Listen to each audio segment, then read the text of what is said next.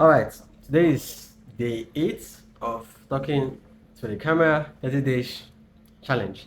And from yesterday's video, I talked about why some people stay poor and why some people stay rich. And I said I was going to make a research on someone that actually started from a very, very, very poor background. I'm not talking about someone that was poor, I'm talking about someone that was extremely poor and became very rich or very wealthy. And I did the research. I don't know if you guys did the research. Did you also like try to make your own research? But if you didn't, don't worry, I did it for you. And the person, I have my second phone here and I'm trying to like look at it so I can explain the whole story of how the person started, like the whole thing from the beginning to where the person is now. And I found out a lot about a lot of people, but the one that actually grabbed my attention is the person whose name is Cosmas Maduka. Cosmas Maduka. I don't know if I pronounce it. I don't know if I pronounced the name correctly, but that's the name of the person. Cosmas Maduka is the founder of. Sorry, I'm using my phone because I need to explain the whole story. He's the founder of Coscaris Group, and the company is into automobile sales and servicing, agriculture, ICT, and so many other things, right? And is one of Nigeria's most successful entrepreneurs. Now, make sure you put that word entrepreneur at the back of your head. Why? Because I'm going to also talk about this in the next video. Because I want to use this whole topic to explain something else. No, you understand what I'm saying? Maybe at the ending of today's video. Okay, so he's one of Nigeria's most successful entrepreneurs. And one thing you should know from his story is that he started from poverty, like he started from nothing to something. And that's why when I was explaining yesterday's video, I was saying that don't let your background, don't let situations, don't let life determine the kind of life you would live eventually. Don't let life decide your life, like I was saying in yesterday's video. So he started from poverty, and he had a dad, right? And the dad died. I think it was at the age of 4 when his dad died. Now imagine a 4 years old child losing his dad. So he lost his dad at the age of 4. So he was born on December 24, 1958. Okay, and he lost his dad at the age of 4. And the dad was the breadwinner, like he was the one supporting the family, he was the one fending for the family. And then imagine if the breadwinner of a family dies, obviously the family will struggle, especially financially. Why? Because it was the dad that was bringing in money, and now the dad is gone. So when the dad died, I think the mom sells akara, that's bean cake, right? So the mom sells akara. So it was the mom that was now struggling to provide for the family. It was the mom that was now doing things to provide for the family. So he used to, that's Cosmas, right? He used to hawk akara for his mom, right? So he goes out selling akara to people. That's when his mom make the akara, he goes out selling to people, right? And then he only completed primary 2. So he finished school, he stopped school at primary 2. So I think at from 4 years to 7 years, because he left school I think at the age of 7 or so. So he stopped school at primary 2. He never finished primary school, never attended secondary school, never went to university. So he was sent to Lagos. So after he finished school, he was sent. I don't want to add my own story to the story. That's why I'm trying to follow what I have here. I don't want to put something else that is not actually the real story. So I'm trying to be careful in everything I say. So he was sent to Lagos around 7. So after he stopped school, obviously the reason he stopped school is because they couldn't afford to continue his education. So he had to stop school. And then at the age of 7, he was sent to Lagos, right? And he was sent to Lagos to learn motorcycle spare parts business under his uncle. So his uncle has I think a shop or something that they handle spare parts of motorcycle. So he was sent to Lagos to come and learn that work from his uncle. So he worked for about 7 years. He didn't earn a monthly salary because he was an apprentice, obviously. So he was learning. So they weren't paying. It wasn't like a job that, oh, come and learn, I'll be paying you so amount of money at the end of the month. No, it was more of come and learn the work. So I'm guessing the uncle was providing basic necessity for him though, like food, clothing, and every other thing that he needs. But he wasn't being paid for, you know, the work that he's learning, right? So he became a committed Christian, so he's a Christian, right? Then, okay, let me explain this story. So after he came to Lagos to learn the the work, Nigerian we always call it mechanic, right? So I think he was going to church, right? Remember I said he's a Christian. So he goes to church. So there was a particular day they had a program in his church, and I don't really know what happened though. Maybe he didn't really tell his uncle about the program. So he closed down the shop and went to church for the program. And then when his uncle found out that he left the shop, like he closed it down, maybe he didn't inform him. So he closed the shop and then went to a church program. He was mad at him. The uncle was mad at him. The uncle was annoyed that why would he do that, blah blah blah. Why would he take? Probably why? He probably was angry that he took the church more serious than his own business. So due to that argument with him and his uncle, the uncle told him to leave the shop. I'm not sure if that's like the main reason though, because I feel like that wouldn't be the main reason why he would just tell him to leave his shop. Maybe he had done other things, I don't really know though. But from the research I made, that was the reason why the uncle told him to leave the shop, and he gave him 200 naira for the whole work, like the work he has been doing since he started learning the whole spare parts business with from him. So he gave him 200 naira for years of work. Okay, and then he started after he left his uncle, because after the uncle gave him 200 naira, he left, right? So I don't really know if he went back to his mom or I think he stayed in Lagos. He continued like hustling in Lagos. I don't think he went back to his mom. So I think he was hustling in Lagos, trying to say he can make money for himself and all. So he did a business. He set up a business, sorry, a partnership business actually with a friend called Dave.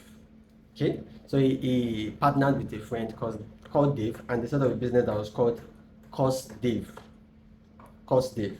It's also a spare parts kind of business, right? And then due to eventually they had problem. Problem was he had a different vision, the friend had a different vision, so they were having issues. So they decided that they need to stop the business. So they ended the business. And then in 1977, he founded his own business, or he set up his own business, which was Coscaris. Coscaris. And from the research I made, the name Coscaris was, oh, by the way, the Cos Dave was through his name. No, his name is Cosmas and the friend name is Dave. So that's how they got the name Cos Dave. Now for Coscaris, his name is Cosmas, and then the wife name is, hey, what was the wife name? I've forgotten. But I think Caris or something like that. I can't really remember. But that was how the name was joined together and caused Caris. So he founded a company 1977 in 1977, like his own business. Obviously, it was not big. Probably it was just a small shop too, like his uncle. I don't really know, but he founded a business named Coscaris in 1977, and he was selling spare parts, automobile spare parts. And then the business started growing small, little by little. Although he stated here that there were times where he had issues with the business too, but he did not give up. He continued with the business, and then I think he eventually got an opportunity came where he represented I'm trying to like remember the things. An opportunity came where he actually represented, is it like a brand or something like that. Like he did something big that eventually made his business grow and grow bigger. So that was literally his story, and is one of the most successful entrepreneur in, okay, yeah, it's here. He became a representative for major international automobile brands in Nigeria. So that was like how the whole thing just kicked, right? He had challenges, right? He had business failures, bad partnerships, financial losses, huge debts, difficult seasons in business. There are also, okay, there are some of the principles he often talks about: integrity, hard work, continuous learning, faith in God, perseverance, treating people well, thinking long term instead of chasing quick money. And the lessons people should learn. Your background does not, okay, let me just explain this one. So that's basically his story. So it started from, let me get my phone. It started from nothing. Like imagine you losing your dad, and your dad is the one sponsoring, your dad is the one providing for you at the age of 4. At the age of 4, imagine losing a father at the age of 4, and then the mom was the one now start fending for the business, for the family, and then due to obviously how much would the mom be making from her car business, so she wasn't really making much.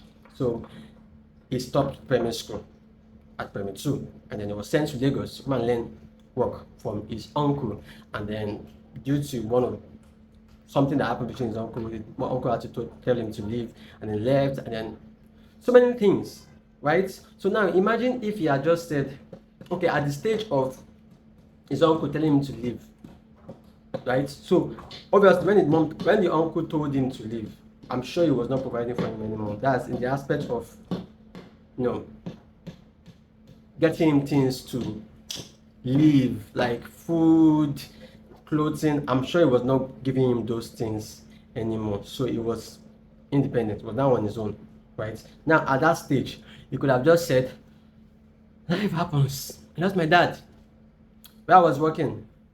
He told me to leave, and then just, I don't know, put like decide that he's not going to do anything again, and just, well, life happens, and end the whole thing. But he didn't do that. Why? Right? He didn't do that. He now thought of ways to start by himself, partnering with a friend, then eventually setting up his own small business that eventually grew to what it is now. So everything I'm just saying here, sorry this video is somehow because I'm trying to like not add my own story. I'm trying to be careful with everything I'm saying. But anyway, my point here is that he did not let life decide the kind of life he will live. He didn't. Why? Because even after life threw things at him, he still found a way to make it. He still found a way to become big. He still found a way to be who he is now. So my advice is that don't let life decide your life. You can be the one to decide the life you want to live. You can be the one to decide where you want to go to. Don't let life lead you left and right. Choose by yourself. Make difficult choices. Make choices that are risky. When I'm talking about risk, I'm not talking about, you know, gambling and all. No, I'm not talking about that one. I'm talking about risk that will help you grow, risk that will make you become somebody in life. Right? So that's basically it for today's video. And okay, what I said I was going to talk about at the ending of the video is that who he is now is great, is big, is now somebody that is successful, right? Why do you think he has the success that he has now? Is it because of he worked under somebody and he was earning money? The success he have now is because of he set up a business, and the business eventually grew and become something big, right? So what I'm talking about here now is, and I know this one too is a controversial topic. Why? Because many people have different view on it. But my own understanding is, if you want to be great in life, if you want to become successful in life, you can't keep working under someone. That's it. You can't keep working under someone. You have to have your own thing that you are going to build. That is what will really give you wealth. That's what will make you get that success that you want, not working under somebody. Working under somebody, yes, they might pay you a huge amount of money. They might pay you a huge amount of money, but the success that you really want, you won't really get it from working under someone. I don't really know if what I'm saying is wrong, but just my own perspective. I feel like if you really want to be someone great in life, you can only get that by setting up your own thing that you will build and become big. So that's what I want to talk about tomorrow. I want to talk about entrepreneurship. That's why I said you guys should put that in the back of your head. That's entrepreneur, right? So I want to talk about why people need to start learning entrepreneurship as a skill. Like, think of something that you can build and call your own. Yeah, that you're no longer relying on somebody to provide income for you. I don't have to wait for the end of the month before I get income. I have my own business that is giving me income, that is earning me income. Think of every wealthy person on earth. They are all earning from their own business, their own thing, not from working under someone. Today's video is already getting too long. So that's it for today's video. So I'll see you guys tomorrow and talk about entrepreneurship. Bye.